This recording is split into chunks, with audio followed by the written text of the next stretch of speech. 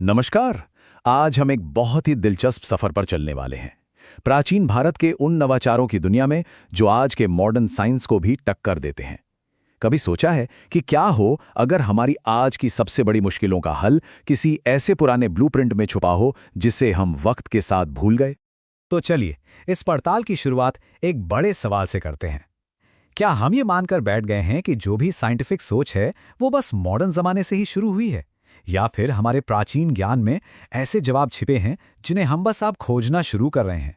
आज की इस चर्चा में हम देखेंगे इंजीनियरिंग के पुराने ब्लूप्रिंट्स को, बात करेंगे समंदर पर महारत की और जानेंगे सर्जरी की दुनिया में भारत के हैरान कर देने वाले योगदान के बारे में।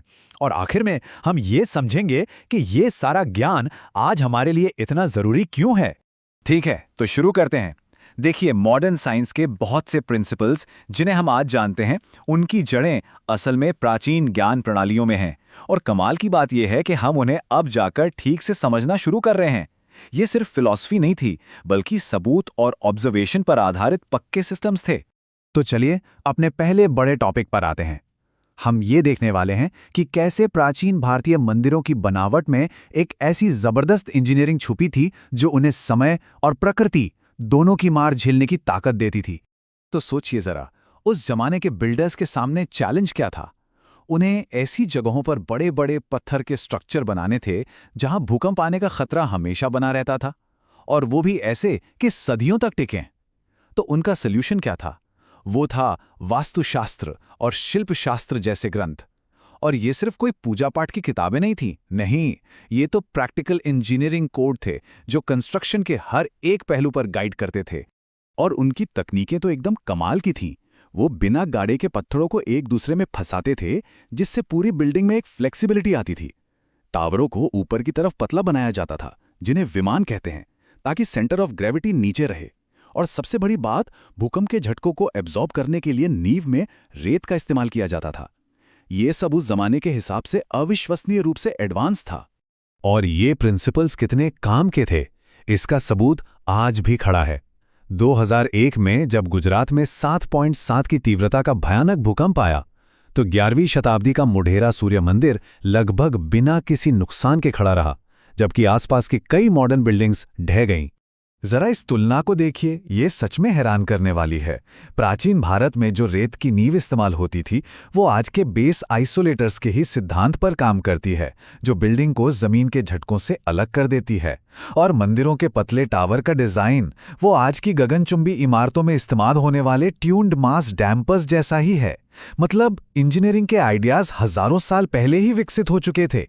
अच्छा, तो जमीन पर तो महारत थी ही, लेकिन प्राचीन भारतीयों ने समुंदर पर भी राज किया था।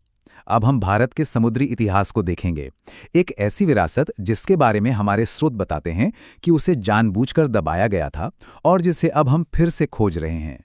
तो यहाँ पर एक बहुत जरूरी बात कही गई है। जैसा कि इस स्रोत में बताया गया है, भारत की समुद्री ताकत के बारे में हमारी जानकारी की कमी कोई हादसा नहीं है। ये औपनिवेशिक काल की एक सोची समझी रणनीति का हिस्सा थी, जिसका मकसद था लोगों की यादों से उनकी महान उपलब्धियों को मिटा देना। और सोचिए, ये विरासत कितनी पुरानी है। करीब 2400 ईसा पूर्व में लोथल जैसे बड़े बंदरगाहों से, जहां मेसोपोटामिया के साथ व्यापार होता था, लेकर पाणिनि के ग्रंथों तक, जिसमें जहाज बनाने वाली लकड़ी का जिक्र है। कौटिल्य के अर्थशास्त्र में तो एक पूरी नेवी और सुपरिंटेंडेंट ऑफ शिप्स का भी जिक्र है। ये कुछ छोटी मोटी बात नहीं थी, ये एक बहुत लंबी और विकसित परंपरा थी।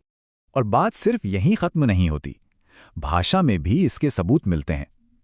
क्या कभी सोचा है कि इंग्लिश का शब्द नेविगेशन हमारे संस्कृत के शब्द नवगति से कितना मिलता जुलता है? देखिए, नव का मतलब है जहाज और गति का मतलब है चलना। नेविगेशन, नवगति, है ना ये एक कमाल का कनेक्शन। और अब आते हैं अपने आखिरी हिस्से पर। ये प्राचीन भारत के सबसे हैरान कर देने वाले योगदानों में से एक है, चिकित्सा और शल्य चिकित्सा, यानी कि सर्जरी।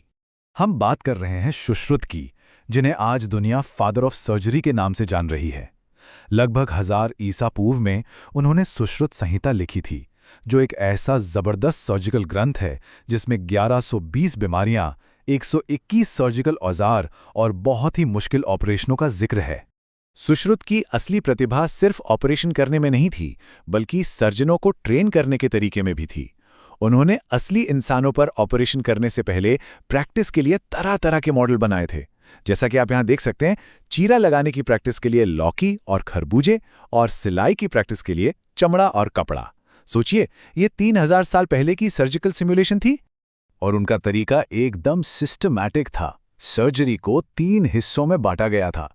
पूर्व कर्म यानी ऑपरेशन से पहले की तैयारी, प्रधान कर्म यानी असली ऑपरेशन, और पश्चात कर्म यानी ऑपरेशन के बाद की देखभाल।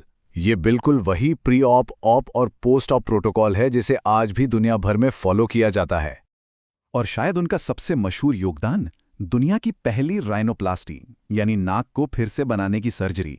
उन्होंने गाल से त्वचा का एक हिस्सा लेकर नाक को फिर से बनाने का पूरा तरीका बताया, एक ऐसी तकनीक जिसने आज की मॉडर्न प्लास्टिक सर्जरी की नींव रखी। तो इंजीनियरिंग, समुद्री यात्रा और सर्जरी की इन सारी कहानियों का आज हमारे लिए क्या मतलब है? ये सब जानना आज इतना ज़रूरी क्यों है? तो बात यह है, आर्किटेक्चर में हमें सस्टेनेबल और भूकंपरोधी डिज़ाइन बनाने की प्रेरणा मिलती है। इतिहास में ये अपनी खोई हुई पहचान और गर्व को वापस पाने का एक मौका है। और मेडिसिन में यह हमें याद दिलाता है कि मरीज की देखभाल और प्रैक्टिकल ट्रेनिंग के सिद्धांत यूनिवर्सल और टाइमलेस होते हैं। और ये सब हमें एक आखिरी सवाल पर लाकर छोड़ देता है। अगर इंजीनियरिंग, जहाज बनाने की कला और सर्जरी में इतना गहरा ज्ञान छिपा था, तो सोचिए और कौन कौन सा प्राचीन ज्ञान है जो हमारी आज की समस्याओं को हल करने के लिए खोजे जाने का इंतजार कर रहा है।